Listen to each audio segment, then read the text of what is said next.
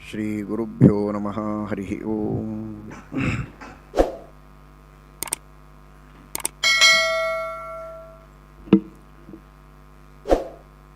ಎಲ್ಲ ಮಕ್ಕಳು ಚೆನ್ನಾಗಿ ಕೇಳಿ.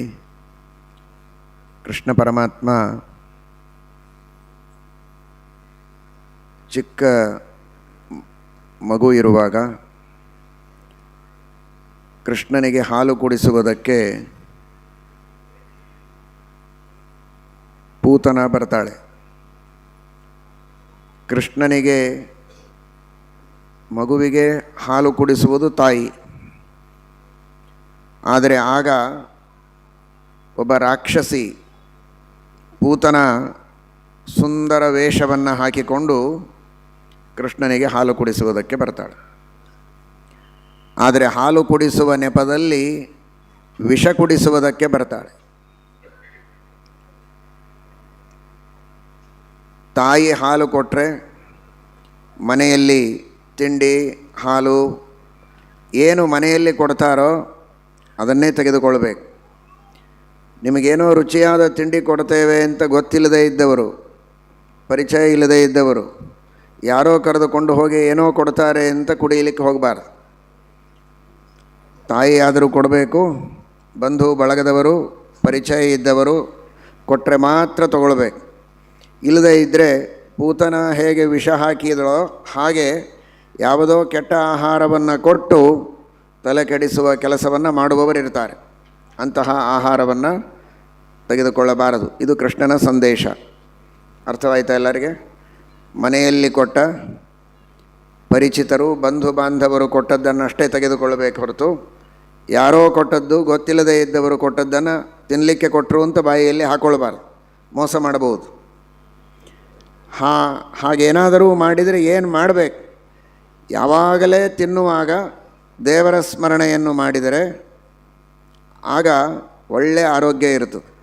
ಯಾವುದೇ ವಿಷದ ಬಾಧೆ, ಯಾವುದೇ ತರಹದ ಆಹಾರದ ದೋಷ ನಮಗೇನೂ ಕಷ್ಟ ಕೊಡೋದಿಲ್ಲ. ಅದಕ್ಕೆ ಶ್ರೀಮದ್ ಭಾಗವತದಲ್ಲಿ ಹೇಳ್ತಾರೆ, ನಯತ್ರ ಶ್ರವಣಾದೀನಿ ರಕ್ಷೋಘ್ನಾನಿ ಸ್ವಕರ್ಮಸು ಕುರ್ವಂತಿ ಸಾತ್ವತಾಂ ಭರ್ತು ಯಾತು ಧಾನ್ಯಶ್ಚ ತತ್ರಹಿ.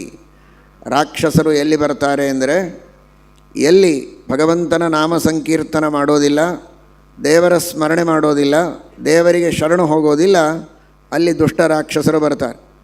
ನಿಮಗೇನಾದರೂ ರಾಕ್ಷಸರು ಬಂದು ತಿನ್ನಬೇಕು ಅಂತ ಇಚ್ಛೆ ಇದೆಯಾ? ಹರ್ಕೊಂಡು ಹೋಗಬೇಕು ಮುಖ ಅಂತ ಇಚ್ಛೆ ಇದೆಯಾ? ಭಯ ಆಗುತ್ತೋ ಇಲ್ಲೋ? ಆ ಭಯ ಆಗಬಾರದು. ರಾಕ್ಷಸರು ಪಿಶಾಚಿಗಳು ಹತ್ತಿರ ಬರಬಾರದು ಅಂತಿದ್ದರೆ ಯಾವಾಗಲೂ ಬೆಳಗ್ಗೆ ಎದ್ದಾಗ, ಸ್ನಾನಕ್ಕೆ ಹೋಗುವಾಗ, ತಿನ್ನುವಾಗ, ಊಟ ಆದ ಮೇಲೆ ರಾಮ ಹಾಗೂ ಕೃಷ್ಣ ದೇವರ ಸ್ಮರಣೆಯನ್ನು ಮಾಡಿ ಯಾವ ಕಷ್ಟವೂ ಆಗೋದಿಲ್ಲ. ಯಾವುದೇ ರಾಕ್ಷಸಿ ಬಂದರೆ ಪೂತನಿಯನ್ನು ಹೇಗೆ ಕೃಷ್ಣ ಸಂಹಾರ ಮಾಡಿದನೋ ಹಾಗೆ ಆ ಎಲ್ಲ ರಾಕ್ಷಸರನ್ನು ಕೃಷ್ಣ ದೂರ ಓಡಿಸ್ತಾನೆ. ನೀವೇನು ಚಿಂತೆ ಮಾಡಬೇಕಾಗಿಲ್ಲ. ಏನು ಹೇಳಬೇಕು ನೀವು? ರಾಮ ರಾಮ ರಾಮ ರಾಮ ರಾಮ ರಾಮ ರಾಮ ರಾಮ ರಾಮ ರಾಮ ರಾಮ ಕೃಷ್ಣ ಕೃಷ್ಣ ಕೃಷ್ಣ ಕೃಷ್ಣ ಕೃಷ್ಣ ಕೃಷ್ಣ ಕೃಷ್ಣ ಕೃಷ್ಣ ಕೃಷ್ಣ ಕೃಷ್ಣ ಕೃಷ್ಣ ಕೃಷ್ಣ ಕೃಷ್ಣ ಕೃಷ್ಣ ಕೃಷ್ಣ ಕೃಷ್ಣ ಇಷ್ಟು ಹೇಳಿಬಿಟ್ರೆ ಸಾಕು. ಆ ರಾಕ್ಷಸರು ಹೋಗಿಬಿಡ್ತಾರೆ. ಇಲ್ಲದೇ ಇದ್ದರೆ ನಿಮ್ಮ ತಲೆ ಮೇಲೆ ಬರ್ತಾರೆ. ನಿತ್ಯವೂ ಚೆನ್ನಾಗಿ ಸ್ಮರಣೆ ಮಾಡಿ. ಅರ್ಥ ಆಯಿತಾ? ಶ್ರೀ ಗುರುಭ್ಯೋ ನಮಃ. ಹರಿ ಓಂ. ಸೃಷ್ಟಿಸ್ಥಿತ್ಯಪ್ಯಯೇಹ ನಿಯತಿದೃಶಿತಮೋ ಬಂಧಮೋಕ್ಷಾಶ್ಚ ಯಸ್ಮಾತ್ ಅಸ್ಯ ಶ್ರೀ ಬ್ರಹ್ಮರುದ್ರಪ್ರಭೃತಿಸುರನರದ್ವಿಷಶತ್ರುವಾತ್ಮಕಸ್ಯ ವಿಷ್ಣೋರ್ವ್ಯಸ್ತಾಃ ಸಮಸ್ತಾಃ ಸಕಲಗುಣನಿಧಿಃ ಸರ್ವದೋಷವ್ಯಪೇತಃ ಪೂರ್ಣಾನಂದಾವ್ಯಯೋ ಯೋ ಗುರುರಪಿ ಪರಮಶ್ಚಿಂತಯೇತಂ ಮಹಾಂತಂ ಜನ್ಮಾದ್ಯಸ್ಯ ಯತೋನ್ಮಯಾದಿತರತಶ್ಚಾರ್ಥೇಷ್ವಭಿಜ್ಞಸ್ವರಾಟ್ ತೇನೇ ಬ್ರಹ್ಮಹೃದಾಯ ಆದಿಕವಯೇ ಮುಹ್ಯಂತಿ ಯಂ ಸೂರಯಃ ತೇಜೋವಾರಿ ಮೃದಾಂ ಯಥಾ ವಿನಿಮಯೋ ಯತ್ರ ತ್ರಿಸರ್ಗೋ ಮೃಷಾ ಧಾಮ್ನಾ ಸ್ವೇನ ಸದಾ ನಿರಸ್ತಕುಹಕಂ ಸತ್ಯಂ ಪರಂ ಧೀಮಹಿ ಧರ್ಮವಿಜ್ಞಾನವೈರಾಗ್ಯಪರಮೈಶ್ವರ್ಯಶಾಲಿನಃ ಆನಂದತೀರ್ಥಭಗವತ್ಪಾದಾನ್ ವಂದೇ ನಿರಂತರಂ. ಭವತಿ ಯದನುಭಾವಾದೇಡಮೂಕೋಪಿ ವಾಗ್ಮೀ ಜಡಮತಿರಪಿ ಜಂತುರ್ಜಾಯತೆ ಪ್ರಾಜ್ಞಮೌಲಿಃ सकलवचनचेतो देवता भारती सा मम वचसि निधत्तां सन्निधिं मानसे च यं प्रव्रजन्तमनुपेतमपेतकृत्यं द्वैपायनो विरहकातर आजुहाव पुत्रेति तन्मयतया तरवो विनेदुः तं सर्वभूतहृदयं मुनिमानतोऽस्मि। नमोऽस्तु तात्विका देवाः विष्णुभक्तिपरायणाः धर्ममार्गे प्रेरयन्तु भवन्तः सर्व एव हि। नौमिन्याय सुधादिकृज्जयमुनीन् श्रीपादराट्सन्मणीन् व्यासार्यान् विविधागमब्धिविहरान् श्रीवादिराजानपि वन्दे हंसवरान् रघुत्तमगुरून् वैदग्ध्यवारां निधीन् श्रीसत्यव्रतराघवेन्द्रमुनिपान् सद्बोधसध्यानपान्। हरिपादोद्भवा गंगा पावनीयस्य सन्निधौ दृश्यतेऽद्यापि तद्भक्तैः सत्सङ्कल्पो भवेन्मुदे। सत्ये सात्यवतये योक्ते सन्तुष्टस्वगुरौ च यः सत्यसन्तुष्टनामानं यतिराजं तमाश्रये। सत्याभिज्ञकराब्जोत्थान् पञ्चाशद्वर्षपूजकान् सत्यप्रमोदतीर्थार्यान् नौमिन्याय सुधारतान्।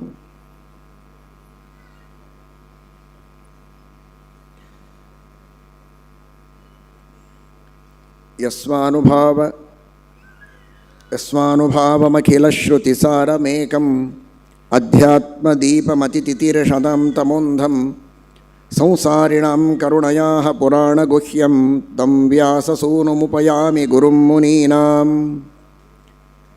स्वस्त्यस्तु अशेषसन्मङ्गलानि सन्तु श्लोकैकश्रवणपठनमात्रेण कथा वक्तुश्च श्रोतॄणां निखिलकलिकृतकल्मषापनोदनपठितरे धर्माद्यखिलपुरुषार्थसाधनीभूते श्रीमद्भागवते महापुराणे पारमहंस्यां संहितायां अद्य कथाप्रसक्तौ किञ्चित् पूर्वप्रसक्तप्रमेयानुवादः। हरिः ओम्। सूताचार्यರು ಪರಮವಿರಕ್ತ ಶಿಖಾಮಣಿಗಳಾದ ಮನೋಭಿಮಾನಿಗಳು ನಮ್ಮ ಮನಸ್ಸನ್ನು ಯಾವಾಗಲೂ ತೈಲಧಾರೆಯಂತೆ ಮನಸ್ಸು ಕೊಡೋ ಹರಿಯಲ್ಲಿ ಶಂಭೋ ಅಂತ ದಾಸರು ಕೇಳಿದಂತೆ ಆಚೆ ಈಚೆ ಹೋಗದಂತೆ ಪರಮಾತ್ಮನಲ್ಲಿಯೇ ಮನಸ್ಸನ್ನು ಕೊಡುವಂತಹ ಮಹಾಜ್ಞಾನಿಗಳು ಪರಮೋಪಕಾರಕರು ರುದ್ರದೇವರು. ಅಂತಹ ರುದ್ರಾವತಾರರಾದ ಶುಕಾಚಾರ್ಯರು ಪರಮಾತ್ಮನಲ್ಲಿಯೇ ಯಾವಾಗಲೂ ಆನಂದವನ್ನು ಅನುಭವಿಸುವವರು. ಶ ಅಂದರೆ ಸುಖ, ಶು ಅಂದರೆ ಅನಂತ ಸುಖಪೂರ್ಣನಾದ ಪರಮಾತ್ಮ, ಅವನಲ್ಲಿಯೇ ಆನಂದವನ್ನು ಪಡುವವರು. ಬಾಹ್ಯವಾದ ವಿಷಯ ಭೋಗಗಳಲ್ಲಿ ಆಸಕ್ತಿ ಇಲ್ಲದಂತೆ ಪರಮಾತ್ಮನ ಧ್ಯಾನದಲ್ಲಿಯೇ ಆನಂದವನ್ನು ಅನುಭವಿಸುವ ಕಾರಣಕ್ಕೆ ಶುಕ ಎಂಬುದಾಗಿ ಕರೆಯಲ್ಪಟ್ಟ ಮಹಾನುಭಾವರು. ಶ್ರೀಮದ್ಭಾಗವತದಂತಹ ಶ್ರೇಷ್ಠವಾದ ಗ್ರಂಥ, ಭಗವಂತನ ಮಹಿಮೆಯನ್ನು ತಿಳಿಸುವ ಗ್ರಂಥ, ಮೋಕ್ಷ ಕೊಡುವ ಗ್ರಂಥವನ್ನು ಉಪದೇಶ ಮಾಡಿ ಪರಮೋಪಕಾರ ಮಾಡಿದ ಅವರಿಗೆ ನಮನಗಳು ಅಂತ ಪ್ರಾರಂಭದಲ್ಲಿ ನಮಸ್ಕಾರವನ್ನು ಗುರುಗಳಿಗೆ ಮಾಡಿದ್ದಾರೆ. ಗ್ರಂಥ ಪ್ರತಿಪಾದ್ಯನಾದ ಪರಮಾತ್ಮನಿಗೆ ನಮಸ್ಕಾರ ಮಾಡಬೇಕು. ಗ್ರಂಥಕರ್ತೃಗಳಾದ ವೇದವ್ಯಾಸದೇವರು ಪರಮಾತ್ಮನ ಮತ್ತೊಂದು ಅವತಾರ, ಅವರಿಗೂ ನಮಸ್ಕಾರವನ್ನು ಮಾಡಬೇಕು. ಆ ದೃಷ್ಟಿಯಲ್ಲಿ ಸೂತಾಚಾರ್ಯರು ನಾರಾಯಣಂ ನಮಸ್ಕೃತ್ಯ ನರಂಚೈವ ನರೋತ್ತಮಂ ದೇವೀಂ ಸರಸ್ವತೀಂ ವ್ಯಾಸಂ ತಥೋ ಗ್ರಂಥಮುದೀರಯೇ. ಶ್ರೀಮದ್ಭಾಗವತದ ಪ್ರವಚನವನ್ನು ಮಾಡುವ ಮೊದಲು ಆ ಗ್ರಂಥ ಪ್ರತಿಪಾದ್ಯನಾದ ಶ್ರೀಮನ್ನಾರಾಯಣ ಅವನಿಗೆ ನಮಸ್ಕಾರವನ್ನು ಮಾಡಿ ಅವನೇ ಈ ಗ್ರಂಥದ ಜ್ಞಾನ ನಮಗಾಗುವಂತೆ ಮಾಡಲಿ ಅಂತ ಪ್ರಾರ್ಥನೆಯನ್ನು ಮಾಡ್ತೇನೆ. ಜೊತೆಗೆ ಗ್ರಂಥಕರ್ತೃಗಳಾದ ವೇದವ್ಯಾಸದೇವರ ಅನುಗ್ರಹ ನಮಗಿರಬೇಕು. ವಾಗಭಿಮಾನಿನಿ ಮನೋಭಿಮಾನಿನಿಯಾದಂತಹ ಮಹಾಲಕ್ಷ್ಮೀದೇವಿ, ಸರ್ವಾಭಿಮಾನಿನಿಯಾದವಳು, ಸರ್ವಪ್ರೇರಕಳಾದವಳು ಪರಮಾತ್ಮನ ನಂತರ. ಅಂತಹ ದೇವೀಂ ಮಹಾಲಕ್ಷ್ಮೀದೇವಿಯನ್ನು ಜೀವೋತ್ತಮರು, ನಮ್ಮೆಲ್ಲರ ಮನಸ್ಸು ಇಂದ್ರಿಯಗಳಿಗೆ ಪ್ರೇರಕರು, ಈ ಗ್ರಂಥಕ್ಕೆ ಭಾಗವತ ತಾತ್ಪರ್ಯವನ್ನು ರಚನೆ ಮಾಡಿಕೊಟ್ಟು ಶುದ್ಧವಾದ ಜ್ಞಾನವನ್ನು ಉಪದೇಶ ಮಾಡಿದವರು ಮಧ್ವಾವತಾರದಲ್ಲಿ. ಮೂಲ ರೂಪದಲ್ಲಿಯೂ ಕೂಡ ಎಲ್ಲ ದೇವತೆಗಳಿಗೆ ಆ ಭಾಗವತಾದಿ ಸಚ್ಚಾಸ್ತ್ರಗಳ ತಿರುಳನ್ನು ಸ್ಪಷ್ಟವಾಗಿ ತಿಳಿಸಿದ ಮಹಾನುಭಾವರು ವಾಯುದೇವರು. ಅಂತಹ ಹೊರಗೂ ಒಳಗೂ ಪ್ರೇರಕರಾದ ನರೋತ್ತಮರಾದ ಜೀವೋತ್ತಮರಾದ ವಾಯುದೇವರು, ಸರಸ್ವತಿ ವಿದ್ಯಾದೇವತೆ, ನರ ಶೇಷದೇವರು ಪೌರುಷೇಯವಾದ ಎಲ್ಲ ಗ್ರಂಥಗಳಿಗೆ ಅಭಿಮಾನಿಗಳು, ಉಪಸಾಧಕರು. ಅವರ ಅನುಗ್ರಹ ಇರಲೇಬೇಕು. ಗ್ರಂಥಕ್ಕೂ ಅಭಿಮಾನಿಗಳು, ಗ್ರಂಥ ಓದುವ ಜೀವರಿಗೂ ಅಭಿಮಾನಿಗಳು. ಶ್ರೀಮದಾಚಾರ್ಯರು ಶ್ರೀಮದ್ ಅನುವ್ಯಾಖ್ಯಾನದಲ್ಲಿ ಉತ್ಪತ್ತಿ ಅಧಿಕರಣದಲ್ಲಿ ಹೇಳ್ತಾರೆ, ಎಲ್ಲ ಜೀವರಿಗೆ ಶೇಷದೇವರು ಅಭಿಮಾನಿಗಳಾಗಿದ್ದಾರೆ ಅಂತ.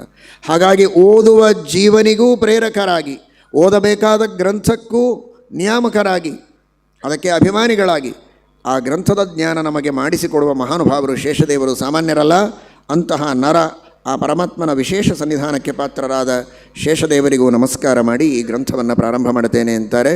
ಆ ಎಲ್ಲ ಭಗವಂತನ ರೂಪಗಳಿಗೂ ಭಗವಂತನ ಅಧಿಷ್ಠಾನರಾದ ಪರಮಾತ್ಮನ ಪ್ರತಿಮೆಯ ರೂಪದಲ್ಲಿರುವ ದೇವತೆಗಳಿಗೂ ನಮಸ್ಕಾರವನ್ನು ಮಾಡಿ ನಾವು ಕೂಡ ಗ್ರಂಥದ ಶ್ರವಣವನ್ನು ಮಾಡಬೇಕು. ಸೂತಾಚಾರ್ಯರಂತಾರೆ, ನೀವು ಅನೇಕ ಪ್ರಶ್ನೆಗಳನ್ನು ಕೇಳಿದ್ದೀರಿ. ಯಾವುದು ಮೋಕ್ಷ ಸಾಧನ, ಕೃಷ್ಣನ ಲೀಲೆಗಳೇ ಹೇಗೆ, ಪರಮಾತ್ಮನ ಸೃಷ್ಟಿಯಾದಿ ಕಾರ್ಯಗಳು ಹೇಗೆ ಆಗ್ತವೆ, ಅವತಾರ ಲೀಲೆಗಳು ಏನು, ಅನಂತ ಅವತಾರಗಳಿವೆ, ಆ ಭಗವಂತನ ಅವತಾರಗಳ ಮಹಿಮೆ, ಅದರ ಲೀಲೆಗಳು, ಚರಿತ್ರೆಗಳನ್ನು ತಿಳಿಸಿ ಅಂತ. ಧರ್ಮ ಯಾರಿಗೆ ಶರಣು ಹೋಯಿತು ಅಂತ ಒಂದೊಂದು ಪ್ರಶ್ನೆಗಳು ಕೂಡ ಅತ್ಯಂತ ಉಪಯುಕ್ತವಾದ ಪ್ರಶ್ನೆಗಳು, ಲೋಕೋದ್ಧಾರಕ್ಕೆ ಕಾರಣವಾದ ಪ್ರಶ್ನೆಗಳು. ಹರಿವಾಯು ಗುರುಗಳ ಸ್ಮರಣೆಯನ್ನು ಮಾಡಿ ಯಥಾಶಕ್ತಿ ಅವುಗಳಿಗೆ ಉತ್ತರವನ್ನು ನೀಡುತ್ತೇನೆ. ಮುಖ್ಯವಾಗಿ ಭಗವಂತನಲ್ಲಿ ಭಕ್ತಿಯನ್ನು ಮಾಡಬೇಕು. ಕಥೆ ಕೇಳುವಾಗ ಆಸಕ್ತಿಯಿಂದ ಕೇಳಿ, ಇಲ್ಲದಿದ್ದರೆ ಮಾಡಿದ್ದೆಲ್ಲ ವ್ಯರ್ಥ. ಧರ್ಮಸ್ವನುಷ್ಠಿತ ಪುಂಸಾಂ ವಿಶ್ವಕ್ಸೇನ ಕಥಾಶ್ರಯಾಂ ನೋತ್ಪಾದಯೇದ್ಯದಿರತಿಂ ಶ್ರಮಯೇವ ಹಿ ಕೇವಲಂ. ಏನೇ ಕೆಲಸ ಮಾಡಿದರೂ ಪರಮಾತ್ಮನ ಕಥೆಗಳನ್ನು ಕೇಳುವುದರಲ್ಲಿ ಆಸಕ್ತಿ ಬೆಳೆಯಬೇಕು. ಯಜ್ಞ ಮಾಡಬಹುದು, ದಾನ ಧರ್ಮ, ತೀರ್ಥಯಾತ್ರೆ, ಸೇವೆ, ಪರೋಪಕಾರ, ಯಾವುದೇ ಶುಭ ಕರ್ಮ ಮಾಡಿದರೂ ಅದನ್ನು ಮಾಡುವಾಗ ಭಗವಂತನ ಸ್ಮರಣೆ ಮಾಡಬೇಕು. ಮಾಡೋದರಿಂದ ಏನು ಬೇಕು ಅಂತ ದೇವರು ಕೇಳಿದರೆ, ಅರ್ಥಾತ್ ಮನಸ್ಸಿನಲ್ಲಿ ನಾವು ದೇವರಿಗೆ ಪ್ರಾರ್ಥನೆ ಮಾಡೋದಾದರೆ ಭಗವಂತನ ಕಥೆಯಲ್ಲಿ ಆಸಕ್ತಿ, ಪರಮಾತ್ಮನ ಪಾದಗಳಲ್ಲಿ ಭಕ್ತಿ ಬರಬೇಕು ಅನ್ನುವುದನ್ನೇ ಪ್ರಾರ್ಥನೆ ಮಾಡಬೇಕು. ಅದೇ ನಮ್ಮ ಗುರಿಯಾಗಿರಬೇಕು. ಆ ಗುರಿಯನ್ನು ತಲುಪದಂತೆ ನಾವು ಎಷ್ಟು ಕರ್ಮಗಳನ್ನು ಮಾಡಿದರೂ ಕೂಡ ಅದು ವ್ಯರ್ಥ. ಅದಕ್ಕಾಗಿಯೇ ತೈತ್ತಿರಿಯ ಉಪನಿಷತ್ತಿನಲ್ಲಿ ಹೇಳುವಾಗ ರಥಂಚ ಸ್ವಾಧ್ಯಾಯ ಪ್ರವಚನೆ ಚ ಸತ್ಯಂಚ ಸ್ವಾಧ್ಯಾಯ ಪ್ರವಚನೆ ಚ ಅಂತ ಹೇಳುವಾಗ ಏನೇ ಮಾಡಿದರೂ ಎಲ್ಲ ಹೊತ್ತಿಗೂ ಸ್ವಾಧ್ಯಾಯ ಪ್ರವಚನಗಳನ್ನು ಮಾಡಬೇಕು. ಮಂತ್ರ ಹಾಗೂ ಮಂತ್ರಾರ್ಥದ ಕಥನ, ಚಿಂತನ ಇವುಗಳನ್ನು ನಡೆಸಬೇಕು. ರಾಜಸೂಯ ಅಶ್ವಮೇಧ ಯಾಗಗಳನ್ನು ಮಾಡುವಂತಹ ಸಂದರ್ಭ ಎಂತಹ ದೊಡ್ಡ ಸಮ್ಮರ್ದ ಇರ್ತದೆ ಅಂತ ಊಹಿಸಿಕೊಳ್ಳಿ. ಒಂದು ಸಣ್ಣ ಉತ್ಸವ ಮಾಡಬೇಕಾದ್ರೆ ಇಷ್ಟು ಗಲಾಟೆ ಇದೆ, ಜನರ ಸಮ್ಮರ್ದ ಇದೆ. 14 ಲೋಕಗಳಲ್ಲಿರುವಂತಹ ಎಲ್ಲ ಮಾನವೋತ್ತಮರು, ಋಷಿಗಳು, ಮುನಿಗಳು, ದೇವತೆಗಳು ಸೇರಿದ್ದರು ಪಾಂಡವರು ಮಾಡುವ ಯಜ್ಞದಲ್ಲಿ. ಆದರೆ ತತ್ವನಿರ್ಣಯ ಕಥಾ ಬಭೂವಿರೇ. ಅಂತಹ ಯಜ್ಞದ ಮಧ್ಯದಲ್ಲಿಯೂ ಕೇವಲ ಅನ್ನದಾನ, ಕೇವಲ ಗಲಾಟೆ, ಸಮ್ಮರ್ದ ಮಾತ್ರ ಇರಲಿಲ್ಲ. ಶಾಸ್ತ್ರಾರ್ಥಗಳ ಚಿಂತನೆ ನಡೀತಾ ಇತ್ತು. ಕೃಷ್ಣ, ವೇದವ್ಯಾಸ ದೇವರು, ಪರಶುರಾಮ ದೇವರು 3 ರೂಪಗಳಿಂದ ಪರಮಾತ್ಮ ಅಲ್ಲಿ ಸಭೆಯಲ್ಲಿ ಅಧ್ಯಕ್ಷನಾಗಿ ಎಲ್ಲರಿಗೂ ಉಪದೇಶವನ್ನು ಮಾಡ್ತಾ ಇದ್ದ ಅಂತ. ಹಾಗಾದರೆ ಯಾವುದೇ ಯಜ್ಞಯಾಗಾದಿಗಳಿರಲಿ, ಏನೇ ಶುಭಕರ್ಮ ಇರಲಿ, ಒಂದು ಸ್ವಲ್ಪ ಆದರೂ ಹರಿಕಥಾಶ್ರವಣ, ಹರಿಸ್ಮರಣೆ. ಮದುವೆ ಆಗತ್ತಾ, ರುಕ್ಮಿಣಿ ಕಲ್ಯಾಣ. ಇನ್ಯಾವುದೋ ಶುಭ ಸಂದರ್ಭ, ಉಪನಯನವಾಗ್ತದ, ವಾಮನಾವತಾರ.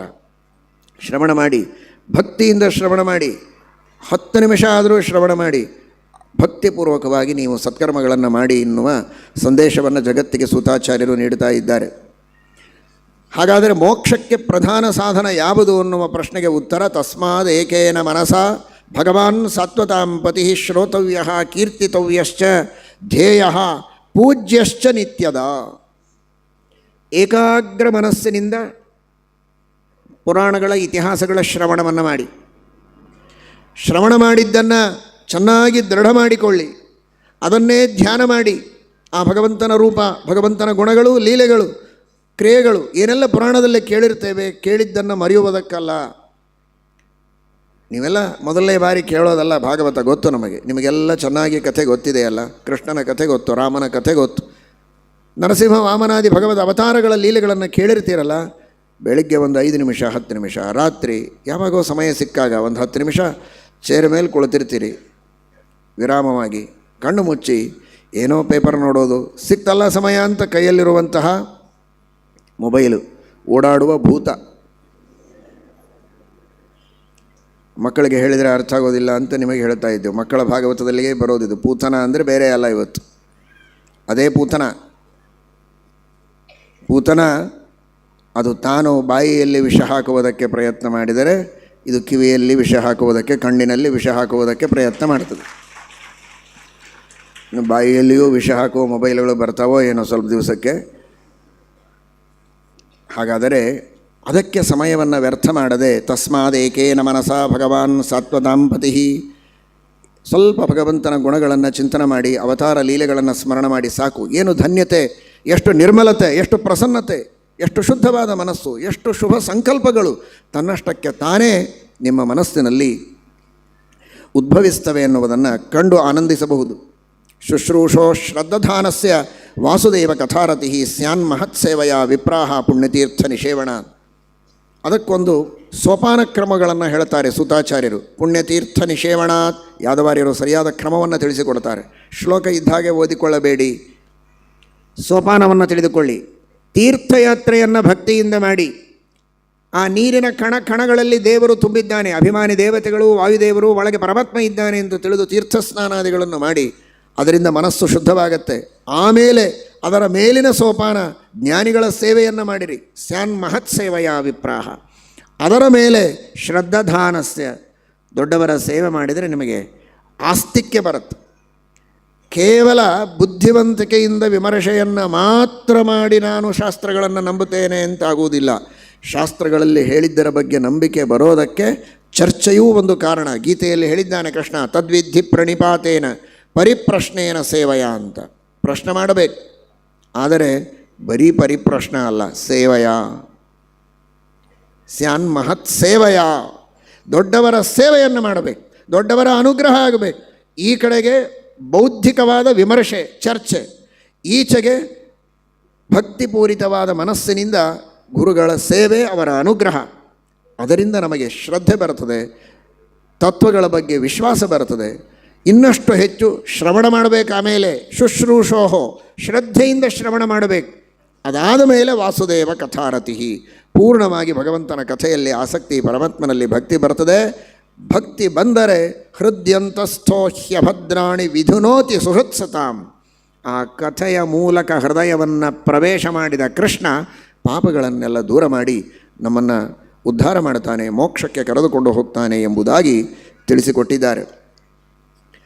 ಪರಮಾತ್ಮನ ಅವತಾರಗಳ ಬಗ್ಗೆ ಪ್ರಶ್ನೆಯನ್ನು ಕೇಳಿದ್ದಾರೆ ಶೌನಕಾದಿ ಮಹರ್ಷಿಗಳು. ಅದಕ್ಕಾಗಿ ಸೂತಾಚಾರ್ಯರು ಹೇಳ್ತಾರೆ, ಪರಮಾತ್ಮ ಬ್ರಹ್ಮಾಂಡದ ಹೊರಗೆ ಎಲ್ಲ ತತ್ವಗಳನ್ನು ಸೃಷ್ಟಿ ಮಾಡಿದ ದೇವರು ಬ್ರಹ್ಮಾಂಡದೊಳಗೆ ಪ್ರವೇಶ ಮಾಡಿದ.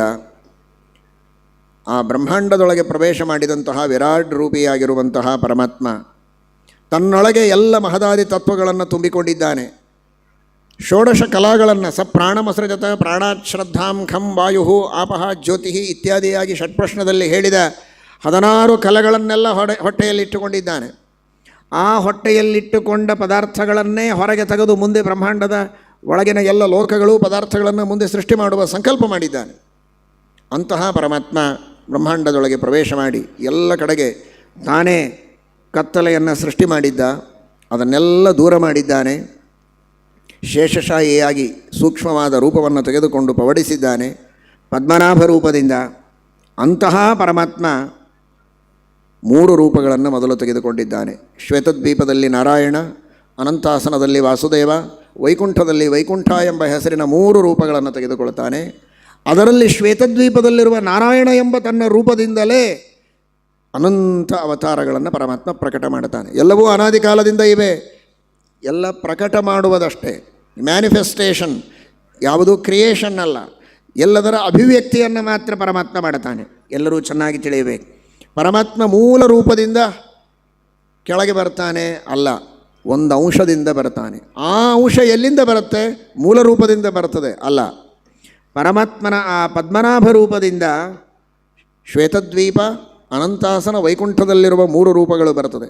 ಅದರೊಳಗೆ ಶ್ವೇತದ್ವೀಪದಲ್ಲಿರುವ ನಾರಾಯಣ ಎಂಬ ಪರಮಾತ್ಮನಿಂದ ಮತ್ತೆ ಅಂಶಗಳು ಹೊರಗೆ ಬಂದು ಅವುಗಳು ರಾಮಕೃಷ್ಣಾದಿ ಅನಂತ ಅವತಾರಗಳ ರೂಪದಲ್ಲಿ ಪ್ರಕಟವಾಗ್ತವೆ ಎಂಬುದಾಗಿ ತಿಳಿಸಿಕೊಡ್ತಾರೆ. ಜಗೃಹೇ ಪೌರುಷಂ ರೂಪಂ ಭಗವಾನ್ ಮಹದಾದಿಭಿ ಸಂಭೂತಂ ಷೋಡಶಕಲಂ ಆದೌ ಲೋಕಸಿಸೃಕ್ಷಯ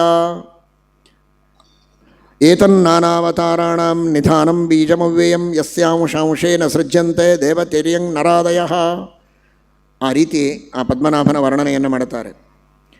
ಮುಂದೆ ಎಲ್ಲ ಅವತಾರಗಳ ವಿಸ್ತೃತವಾದ ವರ್ಣನೆ ಭಾಗವತದಲ್ಲಿ ಬರ್ತದೆ.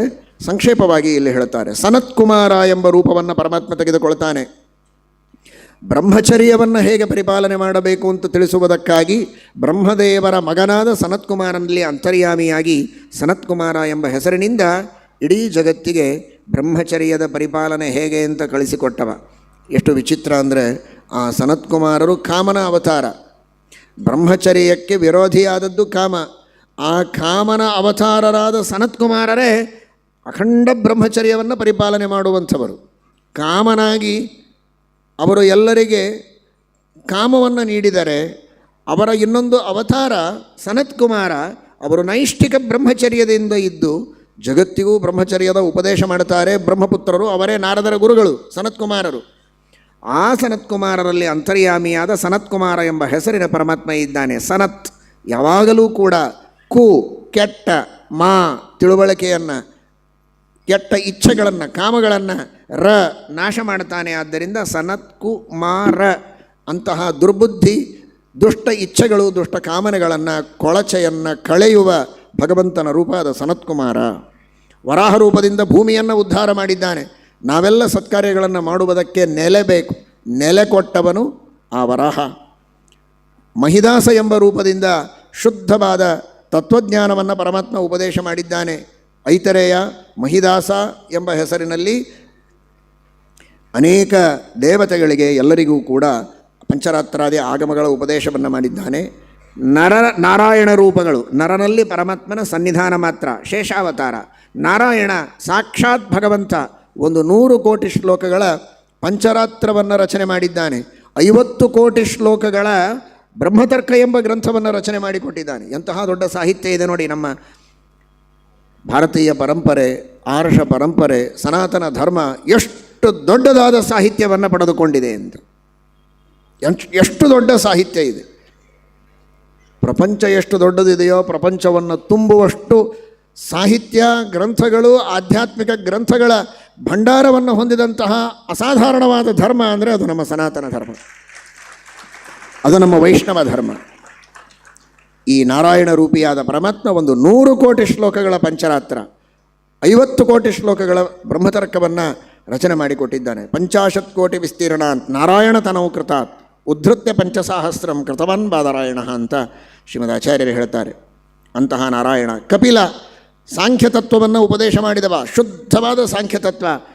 ಜಗತ್ತಿನೊಳಗಿನ ಏನು ಭೌತಿಕವಾದ ಎಲ್ಲ ಪದಾರ್ಥಗಳಿವೆ ಅದಕ್ಕೆ ಮೂಲಭೂತವಾದ ಪ್ರಾಕೃತ ವಸ್ತುಗಳು, ಪ್ರಕೃತಿ, ಮಹತ್ತತ್ವ, ಅಹಂಕಾರ ತತ್ವ, ಅವುಗಳ ಸೃಷ್ಟಿ, ಅದಕ್ಕೆ ನಿಯಮನ ಮಾಡುವ ಭಗವಂತನ ಅದ್ಭುತವಾದಂತಹ ರೂಪಗಳು, ಇವುಗಳ ಬಗ್ಗೆ ತಿಳಿಸಿಕೊಟ್ಟಿದ್ದಾನೆ ಕಪಿಲ. ಅವನ ಬಗ್ಗೆ ಮುಂದೆ ತೃತೀಯ ಸ್ಕಂಧದಲ್ಲಿ ವರ್ಣನೆ ಬರ್ತದೆ. 6ನೆಯ ಅವತಾರ ದತ್ತಾತ್ರೇಯನಾಗಿ ಅಲರ್ಕ ಎಂಬ ರಾಜನಿಗೆ ಹಾಗೂ ಪ್ರಹ್ಲಾದಾದಿಗಳಿಗೆ ಶುದ್ಧವಾದ ತರ್ಕಶಾಸ್ತ್ರವನ್ನು, ಯೋಗಶಾಸ್ತ್ರವನ್ನೂ ಪ್ರವರ್ತನ ಮಾಡಿದವನು ದತ್ತಾತ್ರೇಯ. ಜೊತೆಗೆ ಶುದ್ಧವಾದ ತರ್ಕಶಾಸ್ತ್ರವನ್ನು ಕೂಡ ರಚನೆ ಮಾಡಿದ್ದು ನಾರಾಯಣಾವತಾರದಿಂದ ಬ್ರಹ್ಮತರ್ಕ. ಆದರೂ ಆ ಶುದ್ಧ ತರ್ಕಶಾಸ್ತ್ರದ ಪಾಠ ಪ್ರವಚನವನ್ನು ಮಾಡಿ ವಿಶೇಷವಾಗಿ ಪ್ರವರ್ತನೆ ಮಾಡಿದ ಮಹಾನುಭಾವ ದತ್ತಾತ್ರೇಯ. ಅನ್ವೀಕ್ಷಿಕೀಂ ಅಲರ್ಕಾಯ ಪ್ರಹ್ಲಾದಾದಿಭ್ಯ ಉಚಿವಾನ್. ರುಚಿ ಪ್ರಜಾಪತಿಯಿಂದ ಯಜ್ಞನಾಮಕನಾಗಿ ಅವತಾರ ಮಾಡಿ ಎಲ್ಲ ಅಸುರರ ಬಾಧೆಯನ್ನು ಪರಿಹಾರ ಮಾಡಿದ್ದಾನೆ ಸ್ವಯಂಭುವ ಮನುವಿಗೆ ಯಜ್ಞ. ಆಮೇಲೆ ಋಷಭನಾಮಕನಾಗಿ ಪರಮಾತ್ಮ ಅವತಾರ ಮಾಡಿದ್ದಾನೆ. ಎಲ್ಲ ಆಶ್ರಮಗಳ ಧರ್ಮವನ್ನು ಹೇಗೆ ಪರಿಪಾಲನೆ ಮಾಡಬೇಕು ಅಂತ ತಾನೇ ಮಾಡಿ ತೋರಿಸಿದ್ದಾನೆ. ಬ್ರಹ್ಮಚಾರಿ, ಗೃಹಸ್ಥ, ವಾನಪ್ರಸ್ಥ, ಸನ್ಯಾಸಿ ಹೇಗಿರಬೇಕು ಅಂತ ತಾನೇ ಆ ಆಶ್ರಮಗಳಲ್ಲಿದ್ದು ಆ ಶ್ರಮ ನಮಗಾಗಬಾರದು ಅಂತ ತಾನು ಮಾಡಿ ತೋರಿಸಿದಂತಹ ಮಹಾನುಭಾವ ಋಷಭನಾಮಕನಾದ ಪರಮಾತ್ಮ. ಪೃಥುರಾಜ ದೇವರ ಅವತಾರ ಅಲ್ಲ, ಆದರೆ ದೇವರ ವಿಶೇಷ ಸನ್ನಿಧಾನಕ್ಕೆ ಪಾತ್ರನಾದಂತಹ ಒಬ್ಬ ರಾಜ. ಅವನ ಹೆಸರಿನಲ್ಲಿಯೇ ಇದು ಪೃಥಿವೀ ಅಂತಾಯಿತು. ಮೊದಲು ಎಲ್ಲಿ ನೋಡಿದರಲ್ಲಿ ತೆಗ್ಗು ದಿನ್ನಿ ಎಲ್ಲ ಇದ್ದಂತಹ ಅವ್ಯವಸ್ಥಿತವಾದ ಪ್ರದೇಶ, ಸುವ್ಯವಸ್ಥಿತವಾದ ಪಟ್ಟಣ, ನಗರ, ಗ್ರಾಮ ವ್ಯವಸ್ಥೆಯನ್ನು ಮಾಡಿದವನೇ ಮೊದಲು ಪೃಥುರಾಜ. ಅದಕ್ಕೆ ಇದು ಪೃಥಿವಿ. ಆಮೇಲೆ ಮತ್ಸ್ಯ, ಕೂರ್ಮ, ಧನ್ವಂತರಿ ರೂಪವನ್ನು ತೆಗೆದುಕೊಂಡಿದ್ದಾನೆ ಪರಮಾತ್ಮ ಅಮೃತವನ್ನು ಕೊಡುವುದಕ್ಕಾಗಿ.